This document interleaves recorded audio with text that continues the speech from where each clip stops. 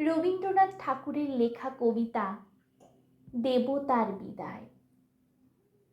দেবতা মন্দির মাঝে ভক্ত প্রবীণ জপিতেছে জপমালা বসি নিশিদিন। হেনকালে সন্ধ্যাবেলা ধুলি মাখা দেহে বস্ত্রহীন জীর্ণ দিন পশিল সে গেহে। কহিল কাতর কণ্ঠে, গৃহ মোর নাই, এক পাশে দয়া করে দেহ মোরে ঠাঁই। শশঙ্কচে ভক্তবর কহিলেন তারে, আরে আরে অপবিত্র, দূর হয়ে যারে। সে কহিল চলিলাম। চক্ষের নিমেষে ভিখারি ধরিল মূর্তি দেবতার বেশে।